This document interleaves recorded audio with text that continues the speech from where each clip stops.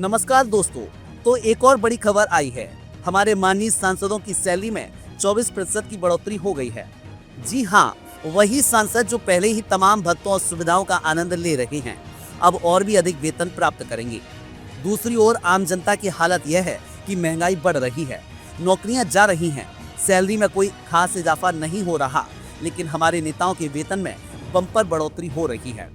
अब सवाल यह है कि जब देश की अर्थव्यवस्था गिरावट में है, स्टॉक मार्केट धड़ाम हो रहा है और आम लोगों की आमदनी ठप है, तो आखिर सांसदों को इतनी बड़ी बढ़ोतरी क्यों दी गई? इस पर चर्चा करेंगे, आंकड़े देखेंगे और समझेंगे कि आखिर यह सब किसके पैसों से हो रहा है। तो वीडियो को अंत तक जरूर देखिएगा, क्योंकि ये सिर्फ खबर नहीं बल्कि एक आईना है जो दिखाएगा कि हमारे देश में असली विकास कौन कर रहा है और किसके हिस्से में सिर्फ संघर्ष आ रहा है।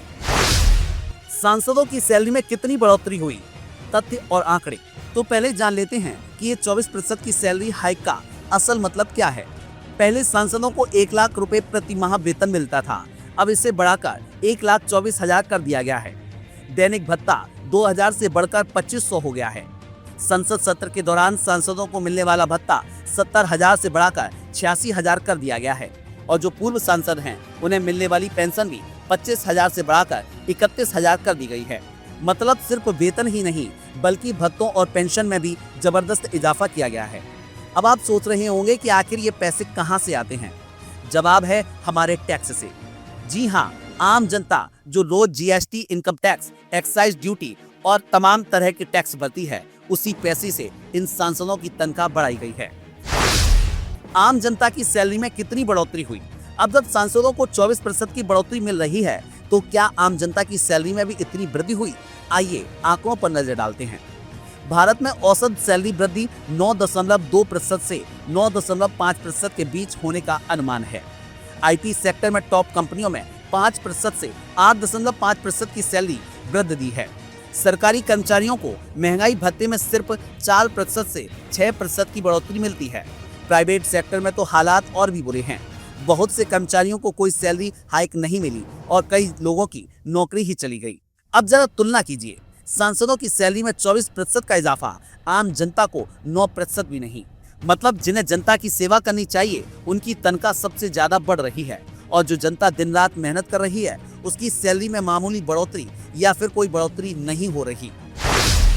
स्टॉक मार्केट की हालत, गिरावट के बावजूद वेतन बढ़ोतरी। अब जरा देश की आर्थिक स्थिति भी देख लेते हैं।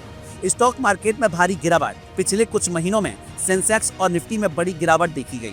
रुपया लगातार कमजोर हो रहा है। डॉलर के मुकाबले रुपया 83 से 84 के स्तर पर पहुंच गया। महंगाई दर बढ़ रही है। खाने पीने की चीजें, पेट्रोल, डीजल, बिजली के बिल, सब कुछ महंगा होता जा रहा है। बेरोजगारी बढ़ रही है। प्राइवेट सेक्टर में हजारों नौकरियां जा रही हैं। आईटी सेक्टर में मंदी का असर साफ देखा जा सकता है। मतलब देश की अर्थव्यवस्था डामाडोल है, लेकिन सांसदों की सैलरी आराम से बढ़ रही है। कौन सी सुविधाएं पहले से ही मिलती हैं सांसदों को? अब ये मत सोचिए कि सांसदों को सिर्फ तनख्वाह मिलती है। सांसदों को पहले से ही इतनी सारी सुविधाएं मिल रही हैं कि आम आदमी उसकी कल्पना भी नहीं कर सकता। नंबर 1, फ्री बंगला और ऑफिस। सांसदों को शानदार सरकारी बंगले और दफ्तर दिए जाते हैं। नंबर 2, फ्री बिजली पानी। आम आदमी बिजली का बिल न भर पाए तो कनेक्शन कट जाता है, लेकिन सांसदों को हजारों यूनिट फ्री बिजली मिलती है। नंबर 3, फ्री हवाई और रेल यात्रा। सांसदों को हवाई यात्रा और एसी ट्रेन टिकट मुफ्त मिलते हैं। नंबर 4, मेडिकल सुविधा। आम जनता सरकारी अस्पतालों में लाइन में खड़ी रहती है और सांसदों को वीआईपी मेडिकल सुविधाएं मिलती हैं। Number 5, pension. एक बार सांसद बन गए तो जिंदगी भर पेंशन मिलेगी, भले ही सिर्फ 5 साल के लिए सांसद रहे हों। मतलब इतनी सारी सुविधाओं के बावजूद भी उन्हें 24% की सैलरी बढ़ोतरी भी चाहिए। क्यों नहीं होती आम आदमी की सैलरी में इतनी बढ़ोतरी? अब सवाल ये उठता है कि जब सांसदों की सैलरी इतनी आसानी से बढ़ जाती है तो आम जनता की सैलरी में ऐसी बढ़ोतरी क्यों नहीं होती? सरकार कहती है कि बजट की कमी है। सरकारी कर्मचारियों को सैलरी हाइक मांगने पर जवाब मिलता है कि बजट में जगह नहीं है। निजी कंपनियां कहती हैं कि मंदी है। प्राइवेट सेक्टर में बॉस कहता है कि बिजनेस ठीक नहीं चल रहा, इसलिए सैलरी नहीं बढ़ा सकते। लेकिन सांसदों के लिए पैसा हमेशा होता है। सरकार के पास आम जनता की मदद करने के लिए पैसा नहीं होता, लेकिन सांसदों के वेतन बढ़ाने के लिए तुरंत बजट निकल आता है। क्या यह सैलरी वृद्धि जायज है? अब सबसे बड़ा सवाल, क्या यह सैलरी वृद्धि सही है? क्या सांसदों की परफॉर्मेंस इतनी शानदार रही है कि उन्हें 24% वेतन वृद्धि दी जाए? क्या महंगाई का बोझ सिर्फ आम आदमी उठाएगा, जबकि सांसदों को इसकी चिंता ही नहीं? क्या देश की अर्थव्यवस्था को ध्यान में रखकर यह फैसला लिया गया? अगर आम आदमी को 24% सैलरी हाइक नहीं मिल रही, तो सांसदों को भी नहीं मिलनी चाहिए। अब जनता को सोचना होगा। तो दोस्तों, इस वीडियो में हमने देखा कि सांसदों को 24% की सैलरी हाइक मिल रही है, जबकि आम जनता 9% की भी उम्मीद नहीं रख सकती। अब यह फैसला आपको करना है। क्या आपको यह अन्यायपूर्ण लगता है? क्या आपको लगता है कि सांसदों को यह वेतन वृद्धि नहीं लेनी चाहिए? क्या इस मुद्दे पर जनता को आवाज उठानी चाहिए?